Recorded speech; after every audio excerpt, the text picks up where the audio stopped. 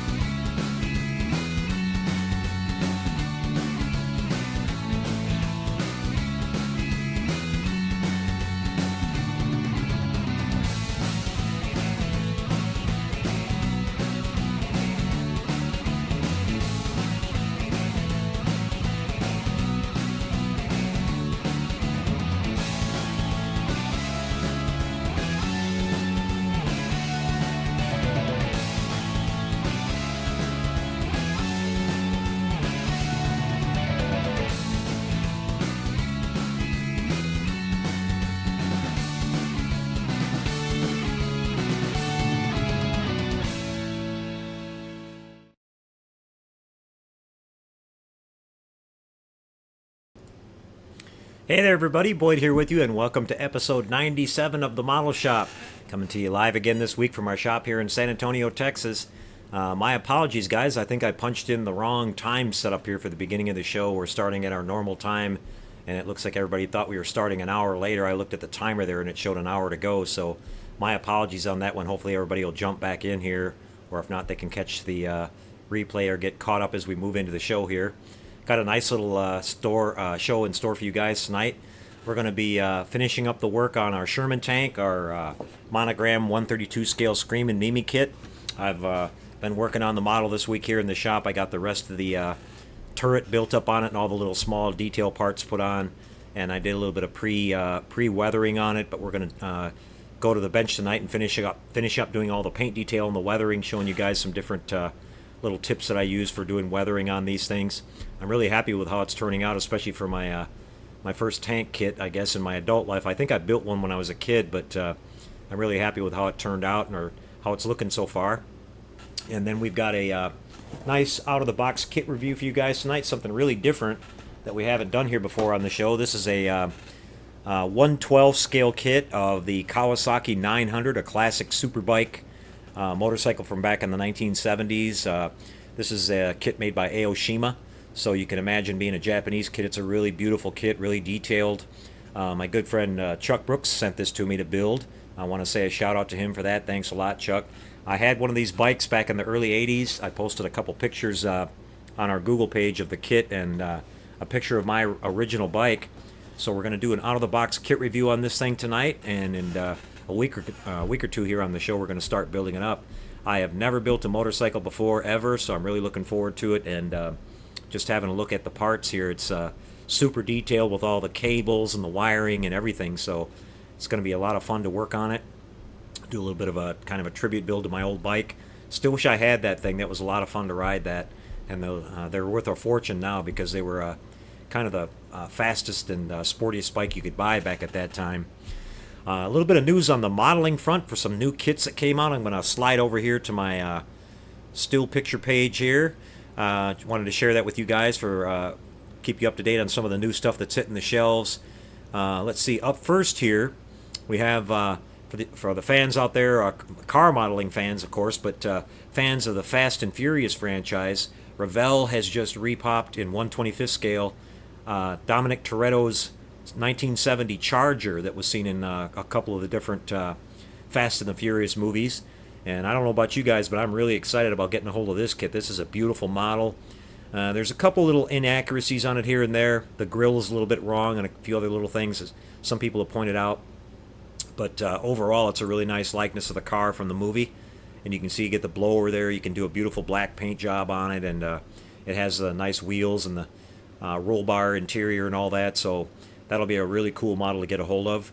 From what I understand, they have these in stock over at Hobby Lobby right now. They just got them in. So if you use your 40% discount, you can go over there and get this kit for probably around $12 or so. So you can't beat that.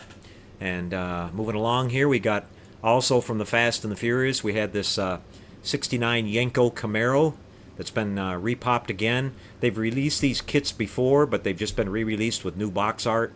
I'm not sure if any of the tooling has changed or anything, but this car was seen, I think, in the 4th or 5th movie. Really cool looking 69 Camaro. The Yenko Camaro kits are actually pretty hard to find.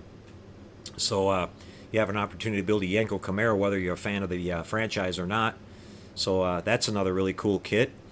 And again, these are in stock right now over at Hobby Lobby. For those of you who have one of those in your area, you can pick one of those up pretty cheap. We also have the, let's see, where did I put that at here?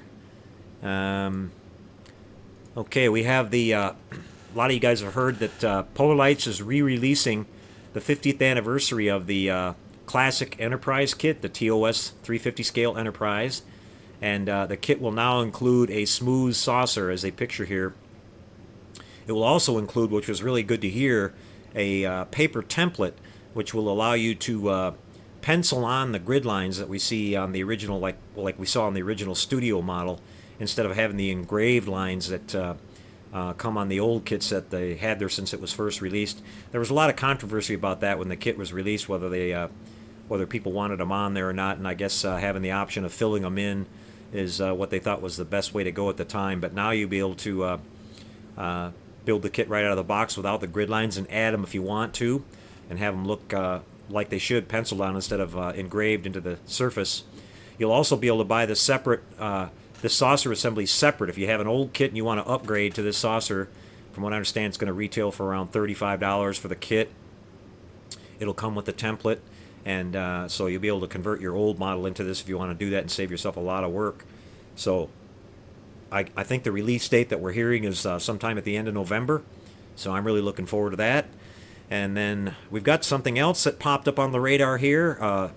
We've got, for the fans out there of the movie Pacific Rim, we have these brand new kits being put out by Max Factory. They're a Japanese kit manufacturer. The scale on these is supposed to be 1/350 scale. They're starting off with 2 of the robots from the film, Gypsy Danger, and the other one's called Cherno Alpha. And this one, of course, is Gypsy Danger. And I don't know about you guys, but I'm really excited about these too. I was hoping for kits of these ever since the movie came out. I really enjoyed the movie. I think the robots are really cool looking. And, you know, they were really huge in the movie. So at 1/350 scale, I'm assuming these are going to be maybe between 10 and 12 inches tall. And if the picture is any indicator of what the kit's going to look like, you can see there's going to be a lot of detail there. Might be some opportunity to do some lighting and stuff like that. So this is Gypsy Danger, and this is Cherno Alpha. And I always thought Cherno looked kind of cool because his head there kind of looks like reminds me of an old, you know, kind of gladiator or, you know, the old knights, back in the days of the knights, the kind of helmets that they used to wear. So he's pretty cool looking, and I like the green kind of olive drab color on him too. So those kits will be a lot of fun to get a hold of. I see over at Monsters in Motion they're already taking pre-orders on these. I'm not sure if they're showing up on other places yet, like Cult TV Man or a few others, but I'm really looking forward to getting 1 or 2 of these kits. And apparently the news is they're going to expand on the line too. They're going to have all the robots eventually, and maybe even do some of the kaiju, some of the monsters from the film. So that'll be awesome, and I'm really looking forward to that. So just a little modeling news for you guys. Some new kits popping up on the horizon. Some always some nice, cool stuff coming out. So some neat stuff to pick from there. Okay, guys, we're going to head up into the show now. We're going to take a quick break, and when we come back, we're going to start off tonight with our out-of-the-box kit review on the Kawasaki 900 model kit by Aoshima. And then we're going to head over to the bench and spend the rest of the show working on finishing up the Screamin' Mimi Sherman tank. Say that 3 times fast. But we're going to have fun working on the Sherman tank, and then we'll head over to our Q&A and our shoutouts for the night, guys. So we'll see you right after that. Come back right after the break and get to work on the... actually, we'll do the Kawasaki first. So see you in just a couple seconds, everybody. Be right back.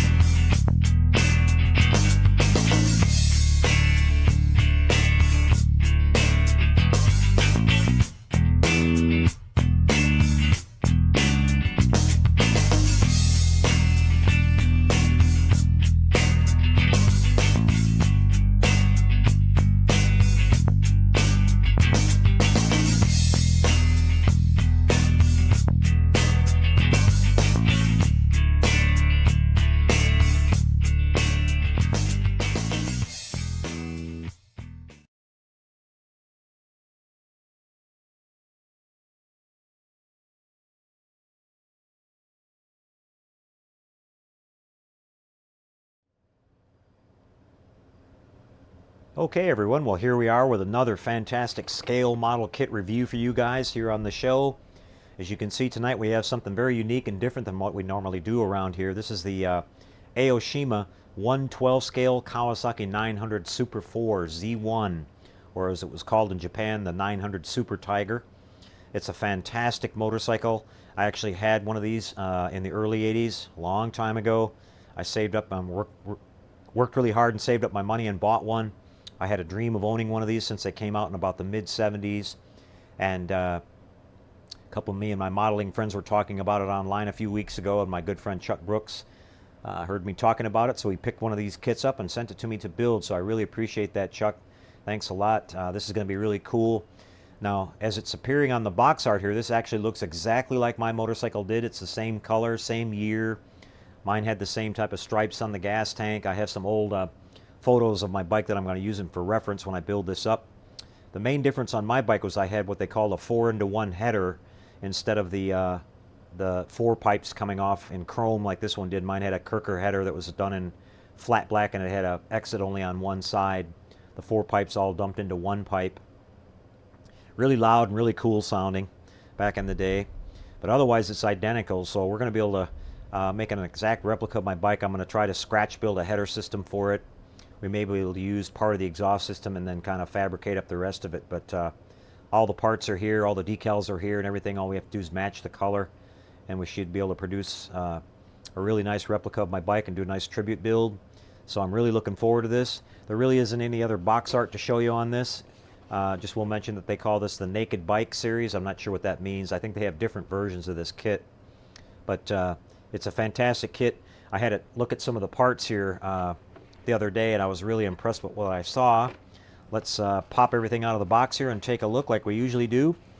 First, you can see we got the instructions. Those are printed in both English and Japanese, so we're going to put those off to the side here for the second and look at the parts first. The first sprue we're looking at here has the gas tank, the seat, the side covers, part of the rear fender, and the upper part of the rear fender. And you can see these are unpainted. Now on the gas tank, we're going to have to do a nice job putting this together because that's the most, nicest part of the motorcycle, of the painted area on the bike that you can see. So we've got to eliminate that seam in the middle and do a really nice metallic green paint job on this and clear coat it and everything. Same thing on the side covers and the back fender. But we'll get all that worked out. The molds look to be really nice. I see a couple little dimples in it here and there, but nothing a little bit of spot putty won't fix, and a little bit of sanding. Otherwise, everything looks really good. This second bag here has some really cool detail parts. Now, one thing I want to show you is that Aoshima, with that nice detail here, if you can notice here, they've done like a satin chrome finish on these parts here, which looks more like aluminum instead of chrome, which I really like this because that's exactly how it should be on the original bike. The clutch cover here and the oil tank cover here on the side and the generator cover and everything on the bike should have been done exactly like this. Same thing on the Mikuni carburetors, some of the other small parts we have here. That's exactly how it should look. So they didn't miss that detail. I'm really impressed with that. And you can see the detail on these is beautiful, even with the dual overhead cam logo that goes on the side of the engine covers there as it should be. So I'm really impressed with that. Kind of got the dulled down inner headlight reflector there the way it should be. So that's fantastic. Here we have a little bit of clear parts. We have the front headlight, the reflector, the tail light. We have our turn signal indicators. We have some side marker lights, a couple more things, some reflectors. Now you can see we're going to have to do a little bit of coloring on these. So we're going to use some Tamiya transparent red, amber, whatever we need to use here to get that effect. But it's done really nicely. The headlight looks really realistic. If I can show this, they've even got all the little etching and the patterns going on there, so that looks really, really good. I'm always impressed with these Japanese kits. The parts are always molded really crisp, and you hardly ever see any flash, and the detail is just outstanding. Here you see we have the main frame, and when I took a look at this, I was just blown away because I used to take my bike apart quite a bit, like a lot of us used to do. I was always tinkering with it, and I stripped it down to the bare frame several times and repainted it and cleaned it and did all that kind of stuff. And what's amazing to me is all the mounting points for everything, like the side covers, the the rear suspension, the fork, everything. It's almost exactly like it is on the real bike. I mean, it's amazing that this is a model kit, and but they've engineered it to be almost identical to the real thing. And so again, really impressed with that. It's just outstanding. And here we have another sprue which has a lot of detail parts. We have our main engine assemblies here. We have the lower part of the block, the other half of the block, the cylinder head assemblies, the camshaft assemblies, the upper cylinder heads, the intake manifold where our carburetors mount, chain and sprocket assembly. We have our mirrors here. We have our gauge assembly here. All bunch of really cool little detail parts. Spark plugs, the upper fork supports, the grips with the throttle mechanisms with our hand, clutch and brake, the rear sway arms, or trailing links if you want to call it that, the chain guard, the horn. I mean, basically everything is here. It's just amazing. The footrest for the rear passenger. Everything that should be on that bike is here. The kickstand, coil. I mean, it's amazing that they captured every little detail on this, so I'm really impressed with that as well. Let's start looking at some of the chrome stuff. Now let's have a look at this decal since it's right on the top. Now you can see you get an option here of doing it the way my bike was done, with these kind of stripes, and then the Kawasaki there on the side of the tank. Got the beautiful 900 double overhead cam logos that go on the side. They had two different versions of those, and mine were these type here. They had this different font depending on what year it was. I think the earlier ones look like this, but mine look like that, with the little kind of chrome badge on the bottom underneath of that, so we'll use those. But you've got both styles here. The other paint scheme they had was sort of a wrap-around, kind of a design that went around the tank, and you can see you get the option of that. Got the gauges here, which are beautifully done. If you look at up close to them, they look absolutely perfect. Kawasaki license plate there for the back. So that's just wonderful that they captured all that and gave you some options there. Here we see the tires, and they are beautifully done. You can see they don't have any flash or molding on them. I'm not going to pull them out right now, but the tread pattern, they're actually kind of like soft vinyl. They look really realistic. The tread pattern looks just like they should. They don't have any molding lines on them or anything like that. They're basically ready to go right out of the bag. You don't have to do anything to them. Then we've got all this vinyl tubing in here to do all of our cabling, coming off of the handlebars, our spark plug wires, and all kinds of other little details. And a couple of metal pins in there for our wheel mounts, front and rear, and maybe for the kickstand assembly, the center kickstand. We'll find out for sure what those are all for when we look at the instructions, but those are beautifully done too. Pull out our chrome here. Now the first thing I want to show you is a detail that they captured on here. The disc brake, the actual disc itself, they've actually got the grooves of the disc cast into this thing. I mean, it's just fantastic. Maybe if I tilt it a little bit and it's not quite so shiny, you can see that. But it's totally realistic looking, and I can't believe they even got that on there, so that's just great. You can see we got a lot of really delicate little parts here. We're going to have to be really careful when we take them off of the sprue. But you've got your brake assembly, your shifter, all foot operated, your turn signal indicators, the rear license plate bracket, the grab bar for the back seat, the handlebars, the front and rear chrome fenders, the forks, rear shock absorbers, the rear brake assembly. This bike actually had a drum brake on the rear and a disc brake on the front. And here we have our linkage for our rear brake assembly. So they've got everything going on here, guys. They haven't left out any detail. And here we see our exhaust system. The chrome plating is done on this just superbly. I mean, it's way better than what you see on most of the American-made model kits. It's just about flawless. It looks fantastic. So we have our headers, our head pipes up here, and we have the tail pipes here. As I said, I'm probably going to be able to use the head pipes and then have to fabricate and dump them into one and then come out on the right side of the bike. That's how the header looked on mine. We may be able to use one of these pipes and modify it or something. We'll have to see. Then here we have the wheels and the beautiful, they captured the spokes beautifully on this. I mean, that they made them really fine, and the chrome plating on them was just fantastic, as you can see there. So really, really high quality, really nice kit. And this will be, I mean, this is going to look like a real bike when it's all put together, just sitting there. I can't wait to work on this. We're going to work on it here starting in the next couple of weeks. It probably won't be long. I'm pretty much chomping at the bit to work on this one. I'm looking forward to trying to find out the original paint code so I can match the original paint and all that and get it all looking spiffy. So let's have a look at the instructions now before we wrap this up. As I said, they're printed in English and Japanese, which is always nice. You're starting off here with building the wheel assemblies first. You got your two halves going together, mounting in the tire. Got your disc brake going on there. They even tell you the direction the tread's supposed to go. Then here you got your two forks going together with the front fender, the fork supports, the gauge mount up here at the top. You do use a screw to hold the wheel on. You got your caliper going on. And then you're moving on to the rear. You've got your chain and sprocket, trailing arms, chain guard, rear wheel assembly with the hub, screw for the to mount the tire onto the trailing arms. Then we have the engine block assembly going together with the cylinder heads.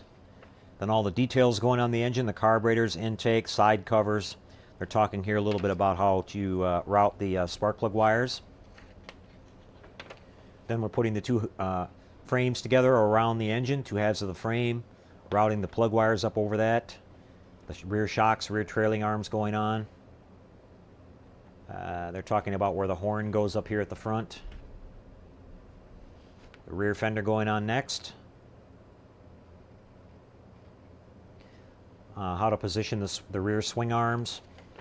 Then your gauges going on next. The handlebars, the grips. Okay, for our steering up front, that's where that last screw goes. So it's got a nice steerable front end with a metal support in the middle of it, so it'll be nice and strong. Turn signals going on. Then next you're routing all of your tubing for your cabling coming off your throttle, clutch, brake, all that good stuff. Spark plug wires. Really cool. Then here we've got the more detailed parts going on in the engine. You got your kick starter, your foot brake, passenger foot pegs, forward foot pegs, clutch assembly here, clutch shifter. Let's see, then you're going on to the fuel tank, the seat, side covers, headlight, grab bar, rear fender, and the turn signals, taillight license plate bracket, and your kickstands. You've got the option of the side stand or the center mount stand there, and you've got your exhaust going together at the end, and routing it through and getting it all mounted. And I think that's a wrap for that. And I think they give you here your decal placements and your paint guide. They're talking about painting the instrument cluster here. It had sort of red, blue, and green instrument lights, so we'll have to do that with some of that Tamiya transparent paint. And then you've got your option, like we showed you, with your decals, depending on which version you want to do. But we're going to use the stripe version. That's the way my bike looked. So it's going to be really cool. And having never built a motorcycle kit before, like I said, it's going to be challenging and exciting, and I'm really looking forward to it. And you guys will get to follow along here on the show. We're going to start this kit, and we'll start a couple other new projects. We're going to, since we're wrapping up our Sherman tank tonight, and we've got the Mach 5 to finish up, but so that means we've got to start on a couple more cool new kits. So there was a look at the Aoshima Kawasaki 900 Super 4 Z1 in 1/12 scale, and these kits are, it looks like these kits are fairly available. They might be still currently in production, or the kits that they produced earlier are still, I had a look on eBay and Amazon, and they're around, $25, $35, and they're still plenty available out there, so if you're interested in one of these. But again, I'm really looking forward to it. It's just a fantastic motorcycle. It was at the absolute top of its game back in the 70s and early 80s when it came out, until until basically the kind of new wave bikes came out, the Ninjas and all those that are kind of familiar with what they still look like today. But up until that point, these were the rulers of the road. There wasn't a faster bike around, or just a more reliable bike either. I mean, I never had any problem with my bike at all. I just had to adjust the carburetors, make sure the cam chains were tight, and change the oil, and that's all I ever had to do to it. And it ran like a clock. It was just a really awesome bike. Like I said, I wish I still had it. I had to look around to see what they're worth now, and these bikes go from anywhere from $25,000 to $30,000 in good condition. And I bought my bike back in 1979 for about $1,000, so they've obviously gone up in value. And like I said, I wish I still had it. Okay, guys, that's going to be a wrap for this segment. We're going to come back in just a second after our break and get on to the rest of the show, so sit tight. We'll be right back at you.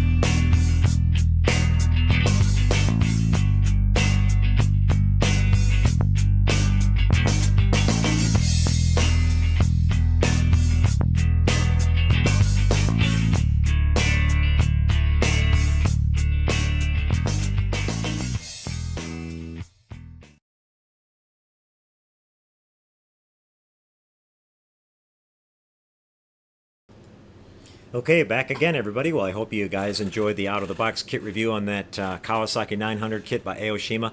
I know I'm really chomping at the bit to get started on that one. I think one of our members at the model shop community, Lee Chambers, built that kit a while back, so I'm going to have to hit him up for some building tips on that. Looks like it's going to be a lot of fun. Okay, guys, we're going to slide over now to the other camera and get to work on our Screamin' Mimi Sherman tank. Let me get over here, slid over here so I can work on it. You can kind of see in the shot here that I've got some assembly work done. I'm going to hold it up here for it and show it to you. I got some assembly work done on this. This week I got the turret put together, and I added on all the little detail parts. Got the little tools mounted on here and there, the rolled up tarpaulins here in the back, and some of that kind of stuff. And I did some preliminary weathering. I hope it's showing up for you guys here on this camera. So basically just going and explaining a little bit about what I did here. We had this all finished up with our basic olive drab paint, and as I mentioned, we went a little bit darker than what we were intending the model to eventually wind up looking. I wanted this to look like it was out in the field and in use for quite a bit.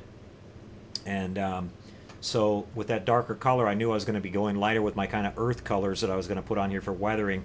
A little bit of gray, a little bit of tan, a little bit of brown, a little bit of rust color here and there, and that was going to bring up the the overall shade of the color of this thing. So you can see what I started off doing here is just using some of this craft acrylic paints, watered down, pretty substantially to where it was almost a wash. I just started brushing over it here and there with different colors. I started off with like a gray, a really light gray, and I just went over the entire thing with that. And then I started using some raw siennas, which are sort of an orangish brown color, and I started making streaks on it here and there. You can see I dragged some streaks down the side of it on both sides here and over the turret and on the front and the back. Maybe you can see here in the back, it's kind of dark in this area, but I did some here on the back, behind the kind of this overhang part here. I did all the bogies and all the the tread itself, the tank tread itself, and then I went back with some lighter shades of tan and just kind of blended in here and there over the tops of these. These are supposed to be kind of rolled up tarpaulins or whatever they are. Maybe, I don't know what they are, tents that they can set up or whatever. I'm not an expert on this military stuff, guys. You have to forgive me. So we just kind of built up our layers as we went along, just giving it more and more weathering, and then I detail painted all the parts. I painted some wood.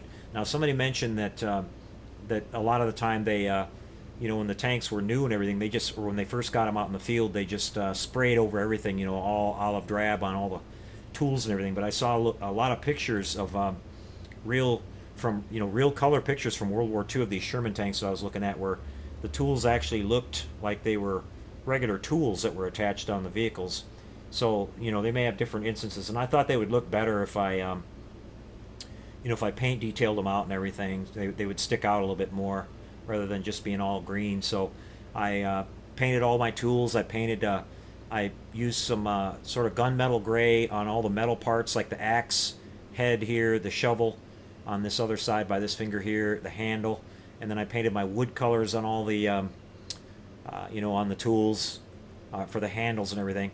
And then I came with some of my that powdered rust that I showed you guys that I have, and I just brushed that on there, kind of a dry brushing technique.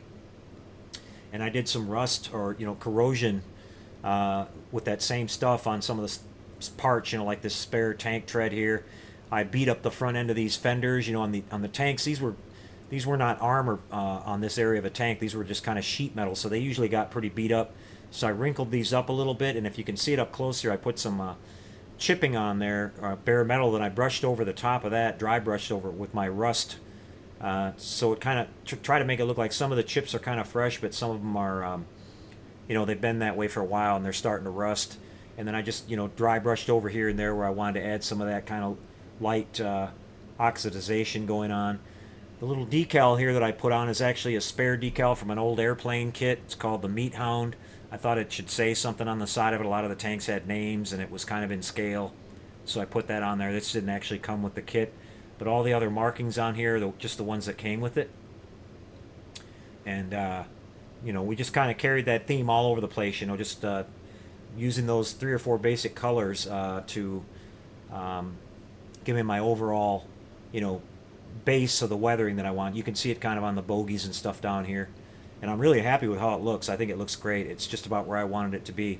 So now what we're going to finish up with on this is that I'm going to put my final couple of details on this. And what that's going to be is I've got this artist chalk here. I've got these 2 colors. And I basically take this stuff and I sand it down with my 180 grit sandpaper and I make a little puddle of it here on the paper. And then something kind of unique that I do for applying, a lot of people, you can put it on with a brush, you can do it that way. But I use this little atomizer here that you guys see me using before. It's, I use it for the carpet flocking and some other different stuff. But I just put it in there, and that way I can just kind of go around and puff it on wherever I want it and kind of control it really good that way instead of brushing it on.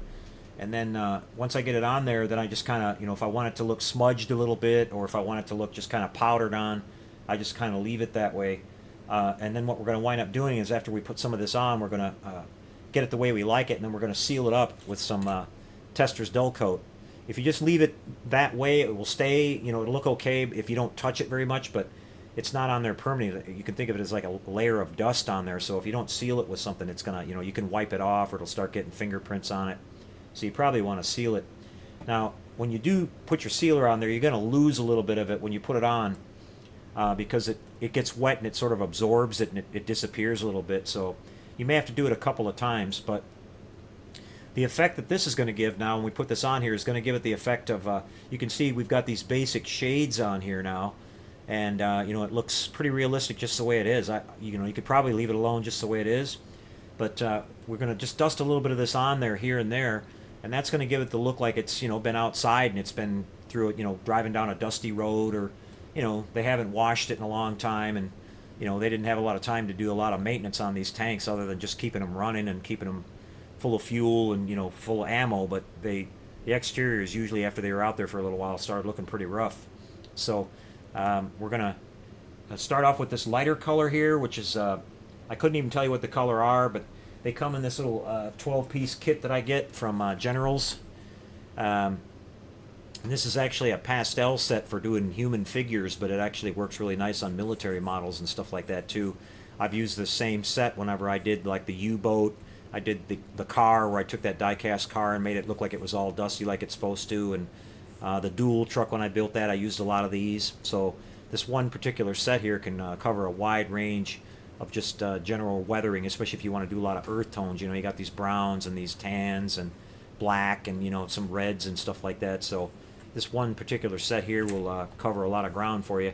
It's about $15 for this set here, and it'll last you a long time.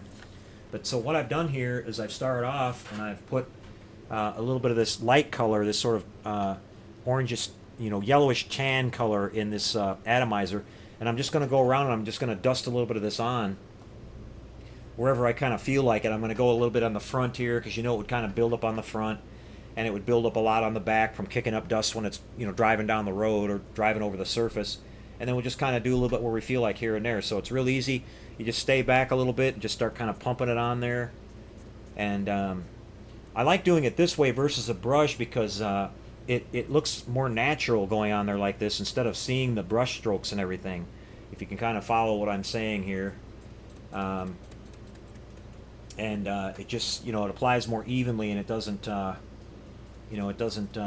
get any streaks or anything like that in it. So, and that's exactly what we're trying to do. And we don't want to put it on too thick where we're going to cover up our original weathering, but that's kind of the idea. Kind of get used to it after you play around a little bit. So I've got a little bit of it on the front there. You can see, not sure how good this camera's going to pick it up, but you can see it kind of made it look a little bit dusty there, and added yet another layer to the way it looks.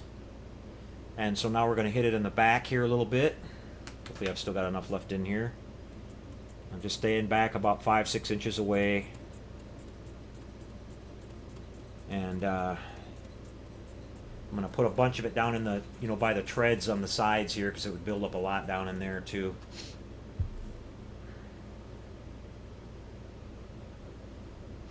A little bit here on this side. Up around the hatch and all that. Got think got just enough here. Finish off on the treads and stuff on the sides. It looks like I'm putting a lot on, guys, but I'm really not. This stuff is really fine, and you know, it doesn't really blast out of there. But you can see already, hopefully, it's made a little bit of a difference there. Not overwhelming. We just kind of want it to be kind of, you know, medium to subtle. Turn it around in the back here, and you can see what we did. Okay. So it just gives a really realistic look of, like, you know, dirt and dust that's settled onto it. And it kind of gives the illusion of the, you know, the paint being a little bit faded here and there too. Now, there's one spot on here where I see that I got just a little bit too heavy, so I'm just going to really lightly take my compressed air and real careful just blow a little bit of that off of there. That's all I need to do. I don't want to wipe on it or anything, or it'll kind of, you know, it'll kind of smudge, and I don't want to have a smudge on there. I want it to look natural the way it's laying on there. Okay, so we've got that color going on. Now we're going to switch to our other color, which is more of a kind of an oxide, you know, it's kind of a reddish oxide color, which will contrast really nice with this. And I'm just going to scrape it on my 180 grit paper here.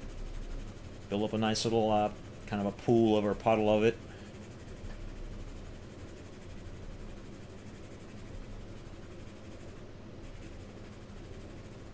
Okay, and I'm going to take the rest of this stuff and get rid of it. Just dump it out and blow it out with my compressed air. Get rid of that. And we're ready to go. We'll just put it in our little bottle here.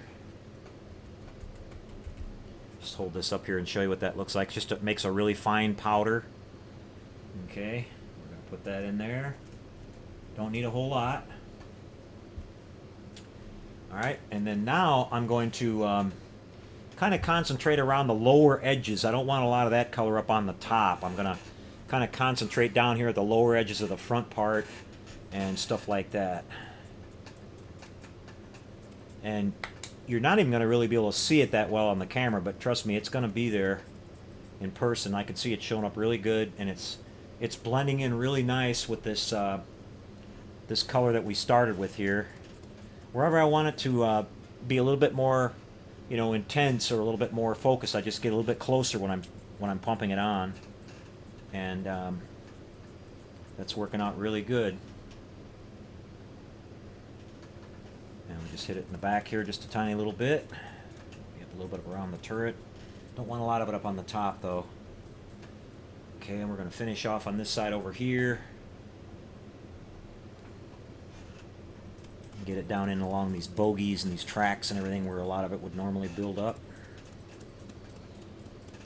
Okay. A little bit more. Alright. So, got just a little bit too heavy there in the front, so we'll just do the same little trick here. Just a real light little burst of air. We'll get rid of that. Now let me hold this up here for you again. And, you can see it made, you know, a little bit of difference, just a subtle little bit of difference, but it's mixed in with that other color now. It looks really natural. It doesn't look brushed on, you know, like I said.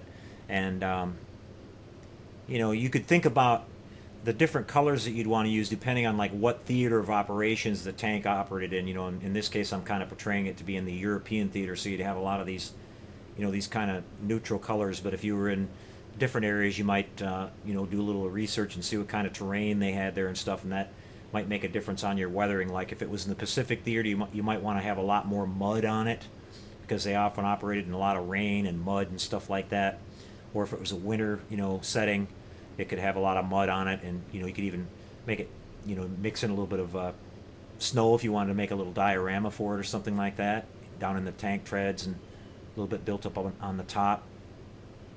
So there you go. Now when we go to I've got my heat gun here handy, and what we're going to do now is we're going to dust on our sealer coat, which is going to seal all this up and make it permanent.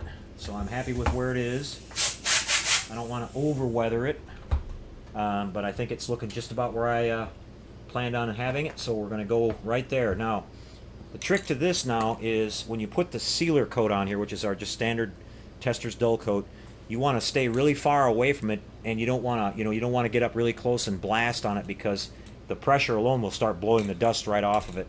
And you don't want it to get super wet right away either. You just want to lay it on there really, really light and dry it.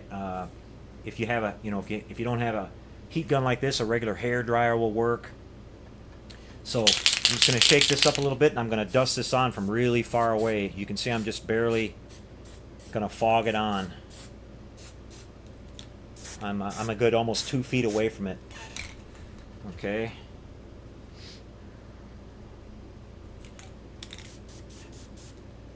I've practiced this several times on these different weathering jobs that I've done on my dual truck and on the U-boat and a few other things, and I figured out this little system that works pretty good. And the trick to it, like I said, is don't let it get like really wet. Just a really light mist coat, and then dry it if you can with something fairly quick. If you can't force dry it, if you don't have a hair dryer or whatever, just spray it on really super light and let it dry on its own, and it should be all right. Okay. So it looks good. The weathering disappeared and toned down just a little bit, but not much. It's just about exactly where I want it. I'll load up some still pictures of this and put them on the Model Shop Google page, so you guys can see what it looks like. You get a better idea of how the weathering looks with a clear photo of it versus these webcam pictures. But it looks really good. Looks really realistic.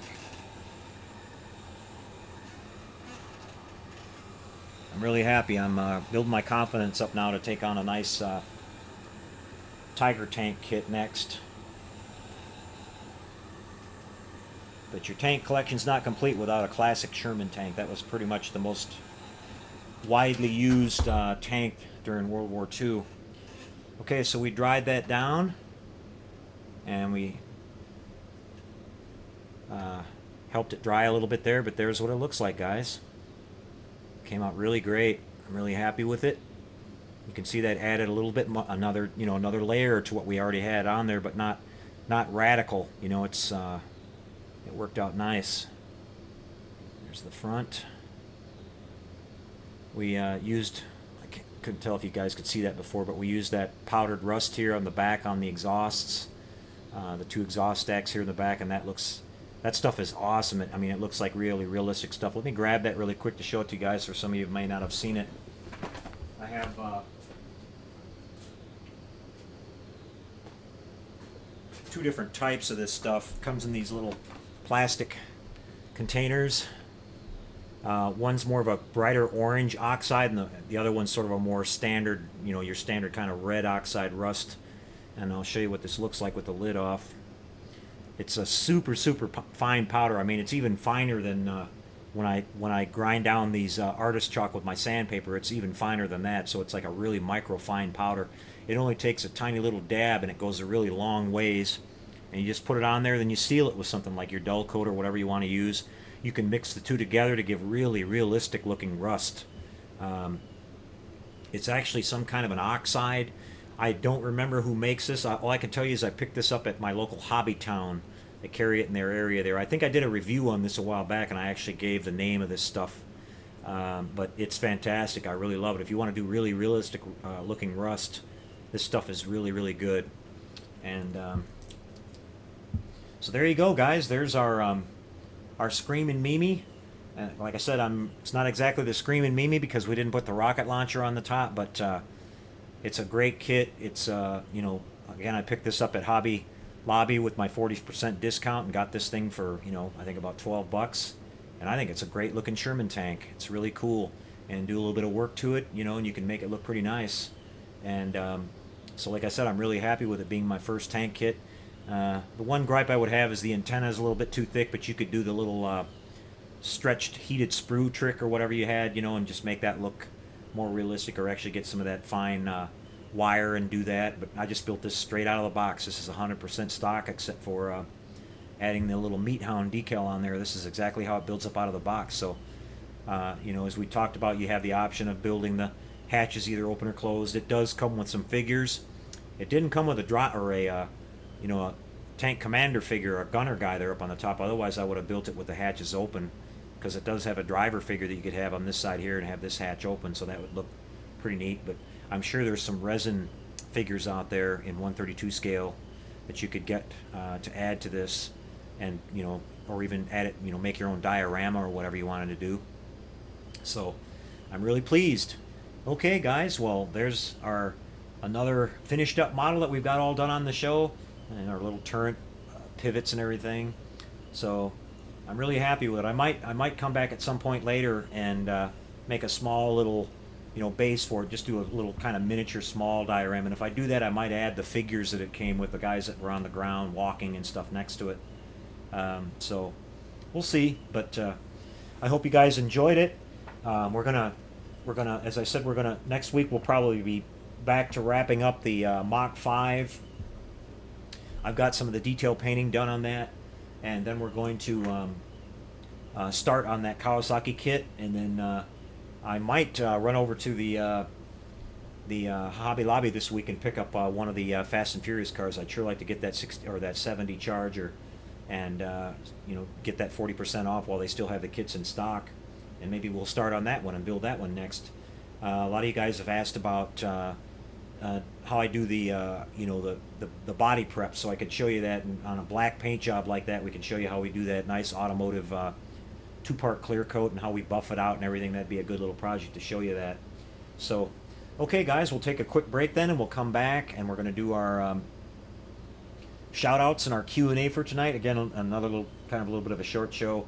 My wife had to go to work early tonight, so I have to make dinner for the rest of the family, so apologies on that. But next week we'll be back probably with our regular length show, and we'll have more stuff to show you. So back again right after the break, everybody. Stay tuned.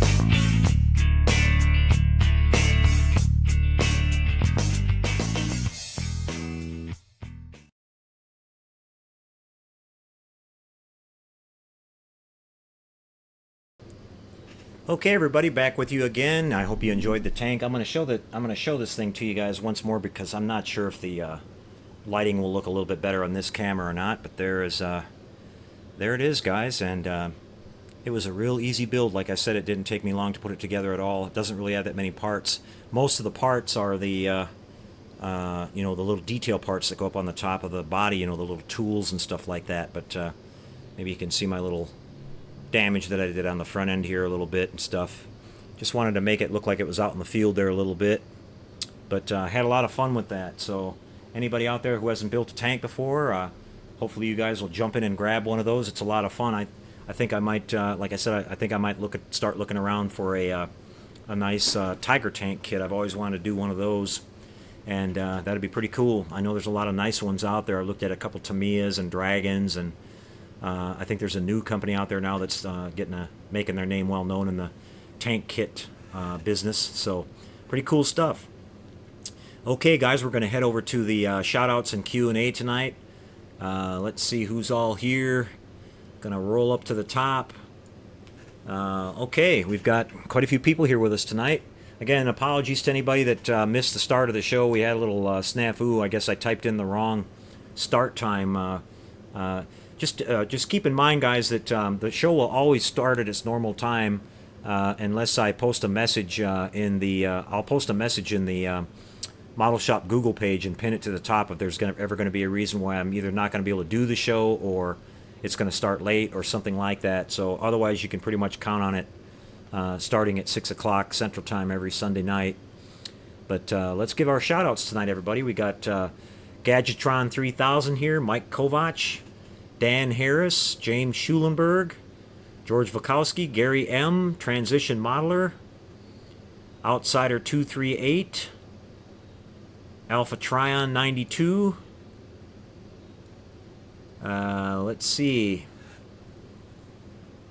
Clint Llewellyn, B. Tilley, Shannon Freeman, Eric Gorski, Red Shirt Forever, Kurt Road Trip, Gearhead Workshop,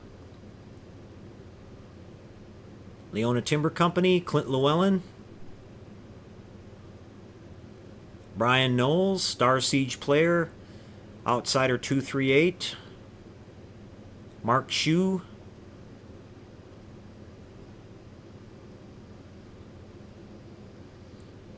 Ralph with Tenant Controls is here. Nice to see you, Ralph. Oh yeah, if you guys noticed, I saw a video today that Ralph just put out a new board. It's a board for the Reliant.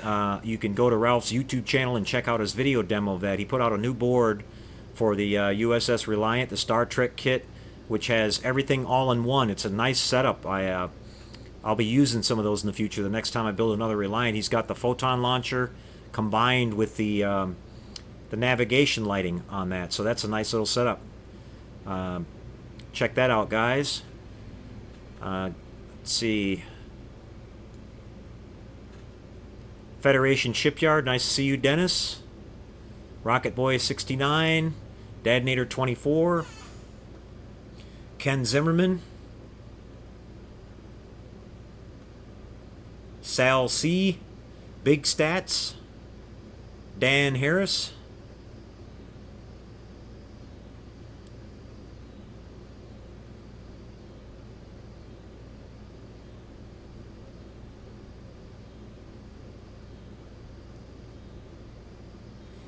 Master Sergeant USAFF is asking, would a hairdryer work just as good? Yes, it will. In fact, it's probably a little bit better because you don't have to worry about melting stuff as much. I'm just used to using my heat gun, so I know how long I can hold it on there and how close I can get, because there's a lot of really small little detail parts that we were getting close to here. If I hold that there too long, it could melt something. But a hairdryer, you can control a little bit more, and it'll do just the same job. Probably less expensive too. Yeah, the heat gun I'm using here is just the cheap model Wagner that you get at Home Depot. It's like, I think it's like 18 bucks. It just has 2 speeds, high and low, and I pretty much run it on low all the time. High is like flamethrower temperature. You don't want to get that anywhere near a model. But in the line of work that I was doing, I force dry my paint all the time because I always have to get things done fast, and painting things outside, and you had to make sure you dried them up quick so you didn't get a lot of debris stuck in your paint. And so I just kind of carried that over to my models, and it works. It really can help you a lot when you're trying to get your paint dry.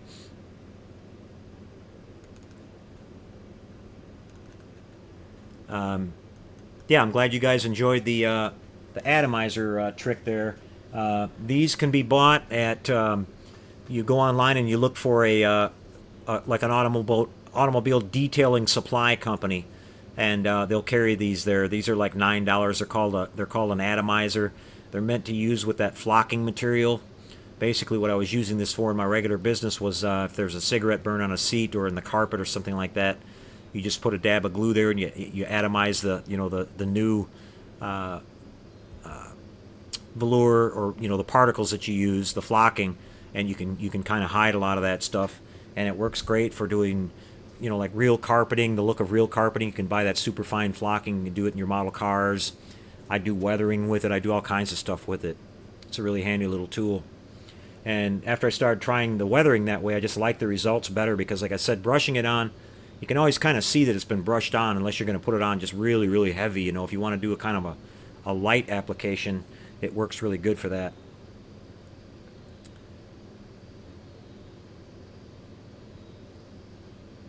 Let's see, you've got Jim Clark, Dan Harris, Chris Farrell,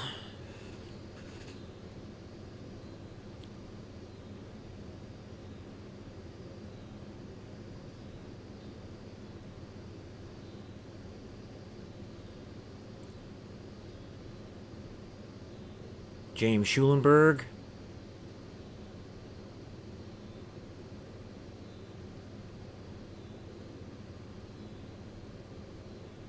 Doug Schramm, Chris Farrell.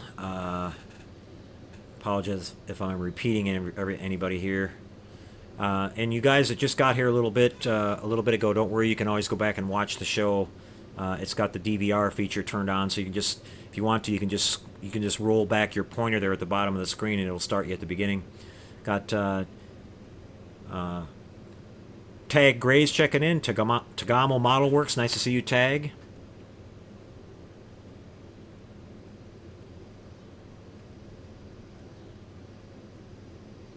Dan Miller, Superglue, SFMA. Nice to see you, Dan. Got Omar checking in. Ron Mac 95.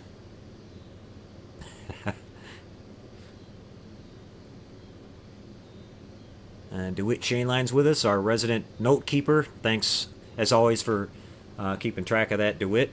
I know it's kind of a pain in the butt, but DeWitt's a loyal guy. He sends those to me every week, rain or shine. That's what DeWitt does for a living too. He's a mailman up in Canada, so he's a really dedicated guy.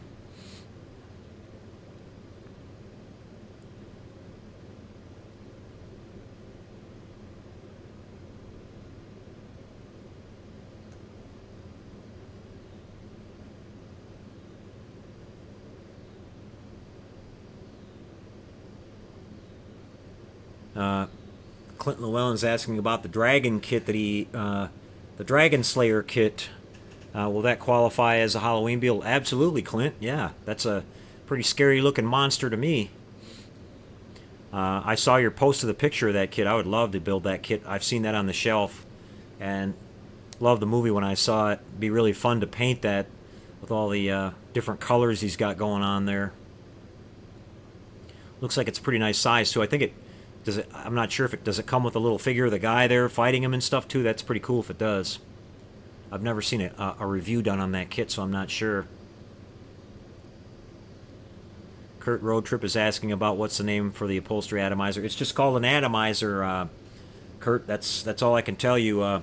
If you just go look on, just type in a Google search for, these people that supply automotive detailer supplies, and then when you get to their main page, just do a search for atomizer and you'll find it. There's a lot of different companies out there that sell these, and I think that, like I said, they were right around $20, something like that.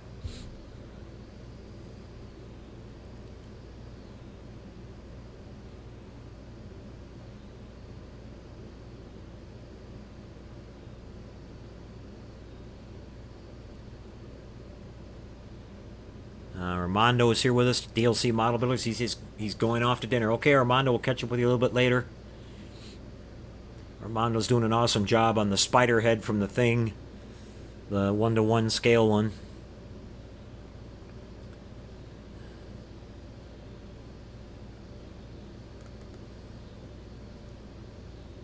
Okay, guys, if anybody has any questions out there, fire them away.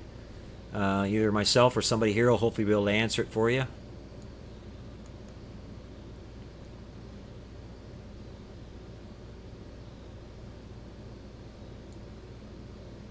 Dan Harris is asking about Paul Olson's Project Enterprise. Kickstarter didn't meet its funding goal. What's the word going forward? I'll have to write an email to Paul and find out, but I'm sure he's going to keep moving forward, Dan. I think he was trying to raise some funds there to do some to get out the word through some marketing and media. So I'm sure he's going to. If I know Paul, he's not going to give up. So I expect to hear some more news about that, but I'll find out what he's got to say. I actually plan on having him back on the show here again fairly soon to give us an update.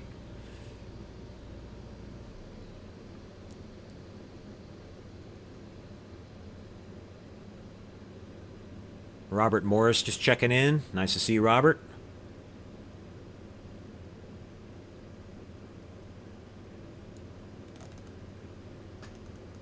Just making sure I didn't miss anybody here.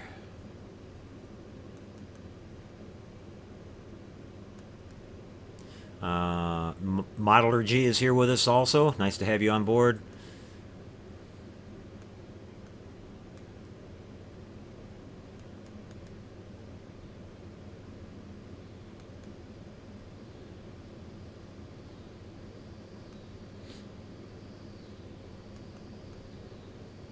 Yeah, a couple of you guys talking about the Fast and Furious Charger. I'm looking forward to getting that kit. Like I said, it's got a couple of inaccuracies on it. The grill is not exactly right on the car. On the movie, it had the headlights where you could see them. They were open, where this one has the doors shut. But, you would think that on the car in the movie, the doors could shut too. So I don't know if that's that big of a deal. And on the interior, the car in the movie had mostly like aluminum, sheet aluminum for the interior. It only had one seat, and I think this car has the regular floor pan in it. I don't think it's carpeted, but it has both seats and all that. But you could do a little bit of work to it and do a lot of corrections on it. I'm not worried about it being perfect. I just like to have a nice replica of it. Heath Tompkins is with us. Nice to see you, Heath. And yeah, that Yenko Camaro is nice too. And the Yenko Camaro kits are pretty hard to find. So even, like I said, even if you're a Fast and Furious fan or not, or if you don't really like that powder blue color they had it, with the white decals, you'd have a lot of choice of different colors. With that white will go with a lot, red or green or black.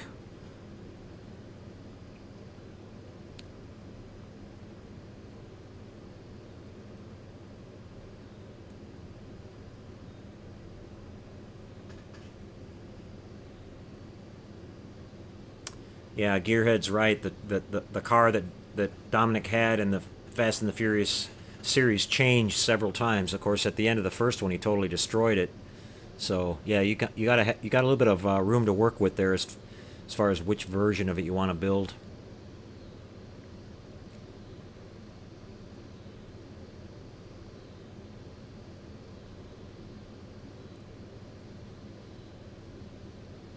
I'm not sure about the rims on that kit either. Those are what they call the daisy spokes, and I don't know if that's correct. I think the car, maybe one of the versions of the car did have those, but I think the car in the first movie had regular Krager SS wheels on it. I'm not too sure. I'd have to go back and look. But Krager SS wheels are pretty easy to find.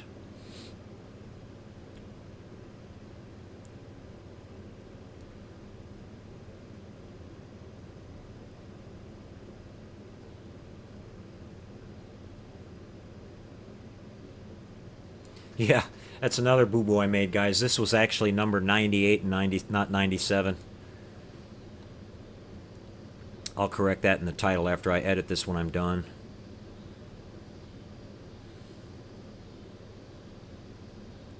Just 2 to go until we get to 100.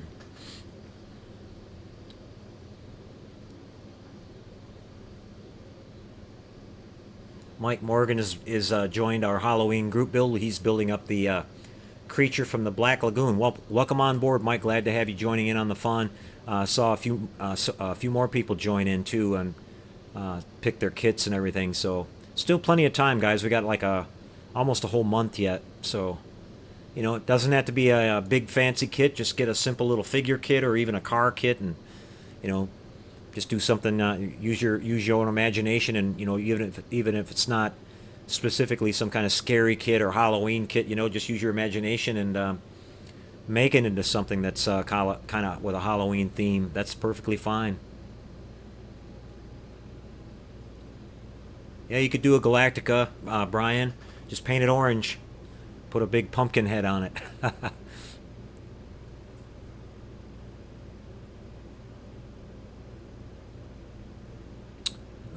Dennis with Federation Shipyard says he hasn't seen any of the Fast and the Furious movies. Some of them are really, really good, Dennis, and some of them are really, really bad.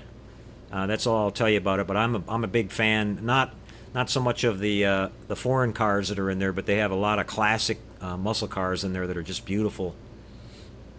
And it's a lot of action. You get the characters, you kind of get attached to them. They kind of have a family thing going on, and they kind of keep the continuity of it going all the way through. They take a little detour every once in a while, but the last two or three of them were like really good.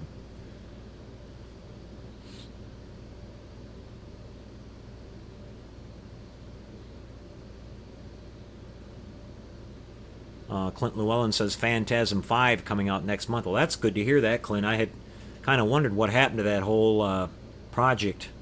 I heard they weren't going to be able to finish it when I can't remember his name now, the guy that plays the tall man, when he passed away, that they didn't have all of his scenes finished, but I do hope they finished it. I was looking forward to it.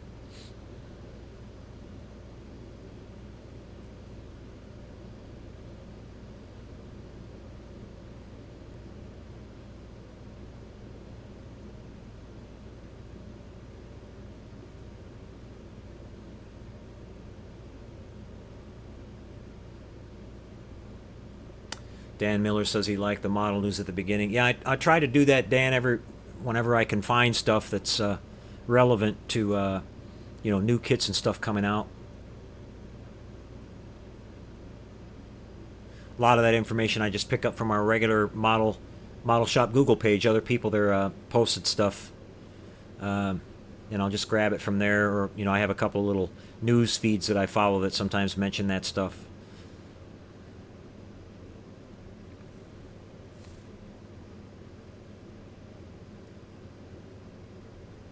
Yeah, Angus Scrimm, that's the actor's name who played the tall man in the Phantasm movies.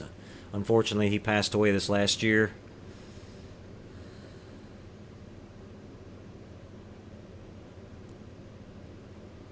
I've enjoyed all of them. I think they're great. Saw the very first one at the outdoor. Golly, that was way a long time ago. We've got Black Sheep 1 that just checked in. Welcome aboard. Good to have you with us tonight, Black Sheep.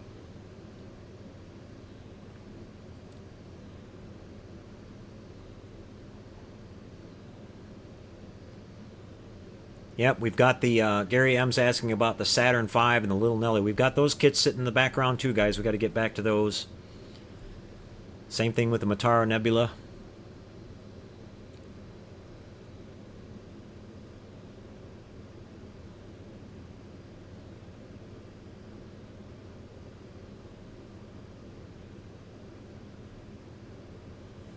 Ron Max asking about anything special for show number 100. I'm just not, as I mentioned last time, Ron, I'm just not really, nothing's really popping up in my head as far as what to do. As I said, I don't have any, like an archive, or, like where we can do like a retrospective kind of show or anything like that. Best I can think of is we'll just maybe start off on some new projects and make it a little bit longer show or something like that. I'm mainly focused on getting the Halloween show ready. I've got to do a lot of work to get that going.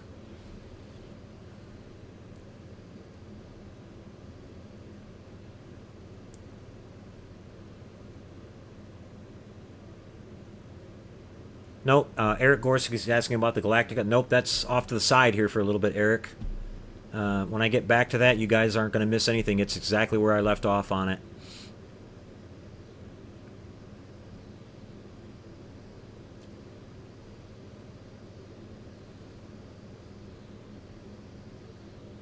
Um, DeWitt says, how about a clean up the bench show? I think that'd be kind of boring, DeWitt. Besides, it wouldn't stay clean very long. I think a workbench should have the lived-in look. If your bench is too clean, you're not getting much work done. Outsider238 says, are you waiting for the base for your Martian War Machine? No, I got my base in. I got it last week, Outsider. It's sitting here right behind me. In fact, I'll show it to you real quick. All I have to do is paint it. I just test fitted my top on it here. Got a little bit of dust on it. Got my top on there. Just got to drill the hole in the center and mount the little pedestal in there and install my jack. I'm going to use the Tenant Controls remote setup on this, so maybe on one of the shows I'll show how I set that up. You guys might be interested in that, because this is going to have no buttons on it at all. It's just going to be completely clean, so that'll be really nice, and we'll be able to operate all of the effects on the War Machine with just a push of a button on a remote. Okay, I get you, DeWitt. Says no. He says, I mean, finish the kits you haven't yet. That'd be a long show, DeWitt. A really long show.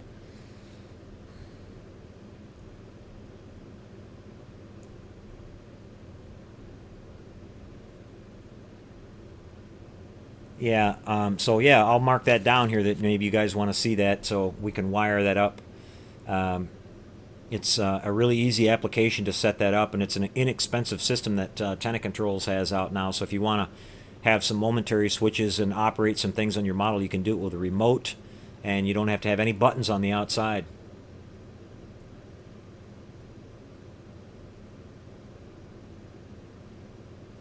Derek Sabora says, "Is the top of the base glass?" No, it's not, Derek. It's it's metal. Let me get it off of here for you.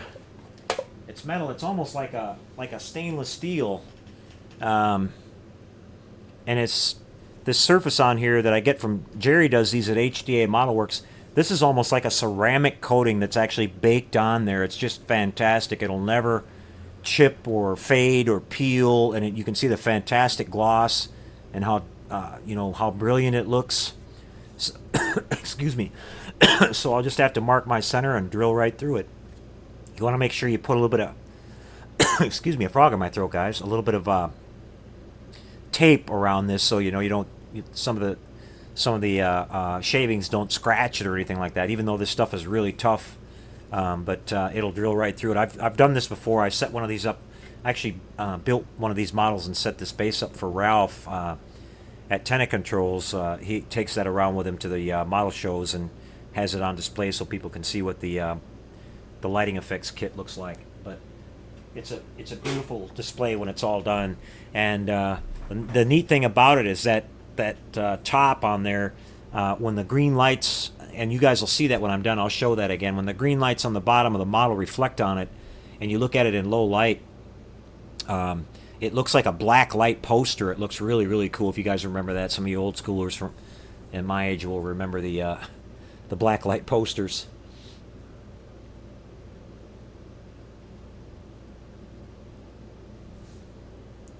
Yeah, it's almost like porcelain, like you guys are saying. It's a really high quality, durable finish.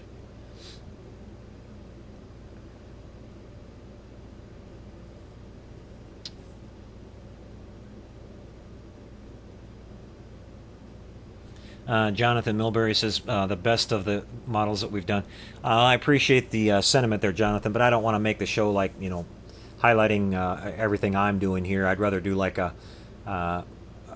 we might be able to do a slideshow. I know we might have enough pictures that have come in to do a slideshow before we do the Halloween show, so that might be part of the broadcast that night. I'd rather show everybody else's work than my own.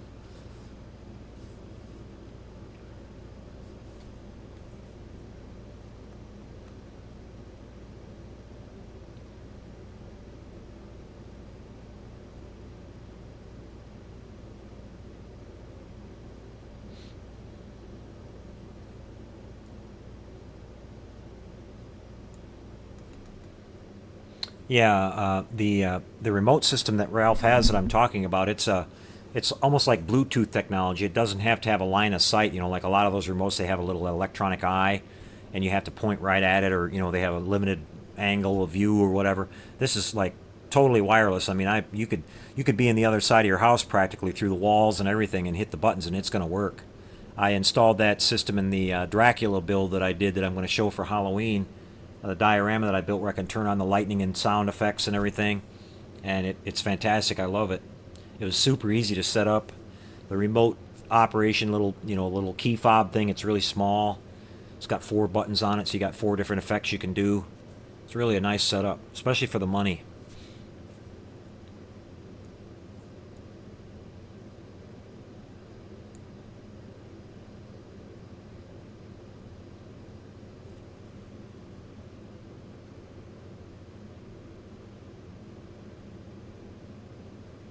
Yeah, there are several posters available of the classic film lobby poster for War of the Worlds that I've seen out there, Brian.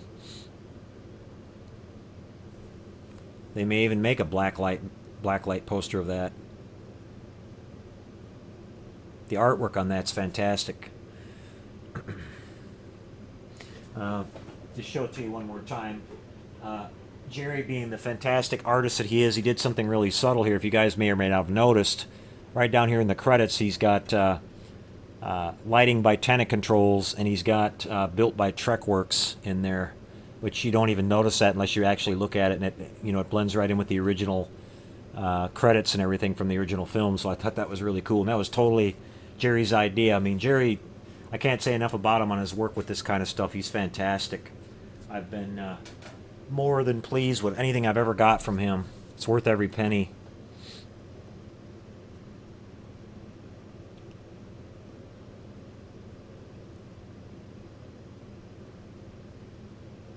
Yeah, I've been busy on the side here, guys, too. I've been working on my Halloween builds. I'm pretty much done with all my stuff. I didn't want to be late this year. I'm doing a little bit of work on the base for one of them still. But I did 4 different figures for Halloween this year, and I'll show them on the Halloween show. I posted a couple of still pictures of them, but I'm going to shoot some video of them and stuff like that. I had a lot of fun doing it. I wanted to get them done ahead of time, so I didn't wind up not getting done. The base itself is made out of what they call MDF, Doug. It's like a high-density wood. Really, really good quality. Dave at Wolf Base does a beautiful job on those. A lot of these guys here have gotten bases from him, and the prices on them are really reasonable, and they're really nice. Got Modeler X who has checked in too.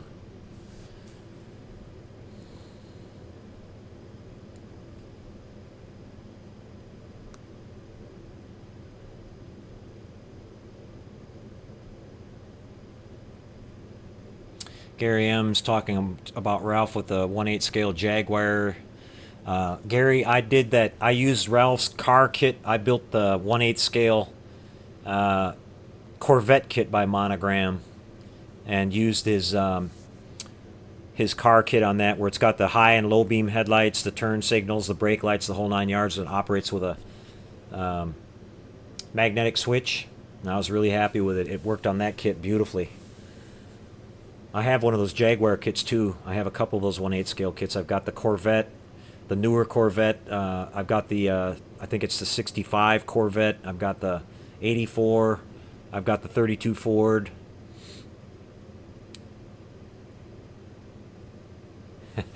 Yes, Count Modeler will be your host for the show, Jonathan.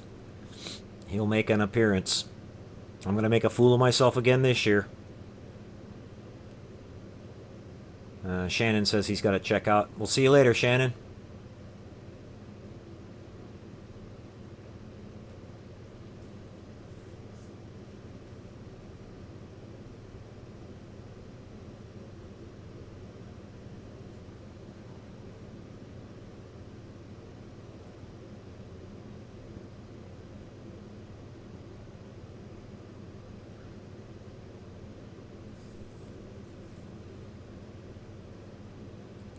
Okay, everybody. Well, I'm gonna call out one last time around here for any more questions or comments, and then we're gonna call this a wrap. As I said, I've got to make dinner for the family tonight, and I'm sure they're getting hungry right about now. I'm showing 7:30 here.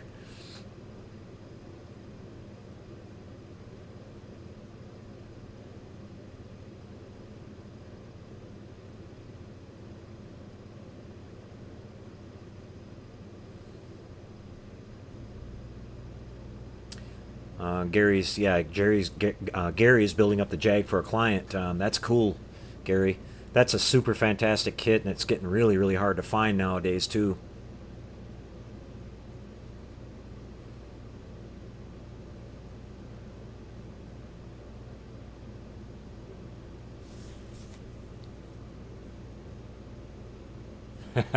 I'm not making TV dinners, Alpha. I can cook a little bit. Believe it or not, I can.